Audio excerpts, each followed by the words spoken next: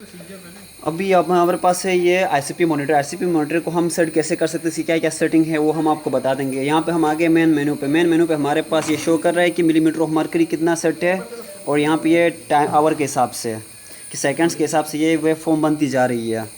Second हमारे पास option है यहाँ पर ट्रेंड्स का है। ट्रेंड्स पे एक हमारे पास शो कर रहा है आईसीपी स्केल, दूसरा टाइम स्केल।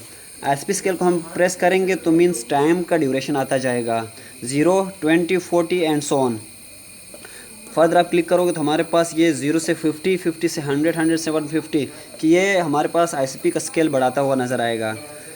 फिर आप क्लिक करोगे तो ये -10 से 0, 10, 20 ये डिफरेंस ऑफ आईसीपी स्केल हमें दिखाता जा रहा है।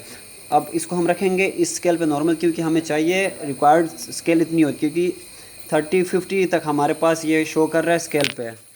एक ऑप्शन इसके पास है यहाँ पे, हम अगर आप देख सकते हो तो टाइम स्केल का। टाइम स्केल हमें बताता है कि ड्यूरेशन कितना आप मॉनिटर के अंदर सेट करना चाह रहे हो। इस टाइम पे जो हमने ड्यूरेशन सेट किया 12 आवर्स का। फर्दर आप इसको क्लिक करोगे तो ये हमारे पास एक्सटेंड होके 24 आवर्स का आ गया टोटल पूरा। फर्दर आप इसको क्लिक करोगे तो 48 आवर्स तक ये शो करेगा स्क्रीन पे। देन अगर आप कर रहे हो तो 120 आवर्स का हमारे पास शो कर रहा है। अगेन क्लिक करोगे 3 आवर्स का, मैक्सिमम ये मिनिमम जो शो कर रहा है 3 आवर्स का हमारे पास शो कर रहा है।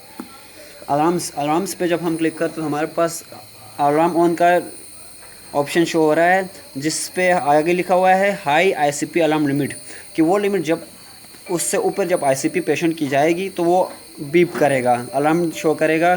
तो उस टाइम पे हमें रिस्पॉन्ड करना है, या नियर टू अलार्म पहुंचता है तो।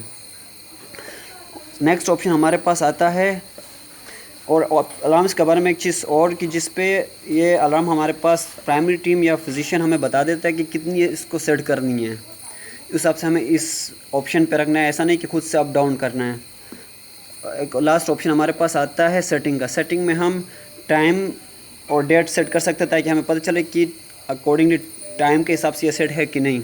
एक वेव फॉर्म का है, नाइस टू नो के हिसाब से लाइन ऑप्शन हमारे पास आ रहा है। लाइन पे हम सेट करते तो वेव फॉर्म लाइन की बनती है।